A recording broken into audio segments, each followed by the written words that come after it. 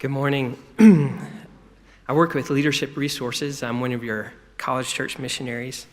I have a friend named Omar who's a dear, humble pastor in the town of Zacapa, Honduras. He's a small guy with the youthful face of a 20-something-year-old, even though he's in his 40s. Not necessarily the outward appearance of someone you'd think of with a lot of influence, but influence is what Omar was praying for. About 5 years ago, Omar was deeply concerned that pastors around him weren't preaching the truth of God's word to their people. Incidentally, when Leadership Resources started working in Honduras, one of our partner missionaries said to us that one of the greatest challenges facing the church there was the off-the-wall preaching coming out of the pulpits every Sunday. Omar saw something similar, and so he prayed, asking God to somehow give him influence with the pastors around him. You see, he'd been to seminary, but because the school he went to wasn't well looked upon by his denomination, he was largely marginalized by his fellow pastors. Shortly after Omar began praying, he got a phone call from the leader of the churches in his region.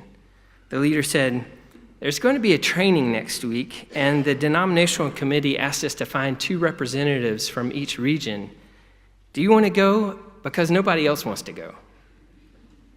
The next week, Omar was a part of a group of 14 pastors that was introduced to the training of Leadership Resources.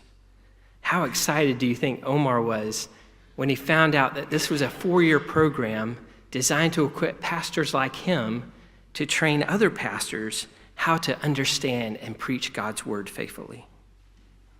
That week, the group explored the book of Ruth, learning simple, transferable principles for how to discover the message of the book and how to preach it faithfully to their people. Omar was so thankful to learn these simple tools he could pass on to others. Soon after Omar returned home, he was invited to give the devotional for the next pastors' meeting. In front of 67 pastors, Omar unfolded the beautiful message of the book of Ruth, of how God was working out his plan of redemption, even in the spiritually dark time of the judges. When he was finished, all the pastors clapped, and there was an incredible reversal of the attitudes of the pastors and leaders toward him. And there was a receptiveness to the training Omar had received as well. That was just the beginning, even though it wasn't always easy. At one of his first trainings, a pastor came who had been in ministry for more than 35 years. When he realized who was going to be leading the training, he said, "Omar? How can Omar teach me? Omar's like a child to me." With God-given wisdom, Omar replied, "No, it's not going to be I who is going to teach you. It's going to be the Lord speaking through his word." When the training was over, the pastor came to Omar to ask forgiveness. He said, "I see that I am like the child."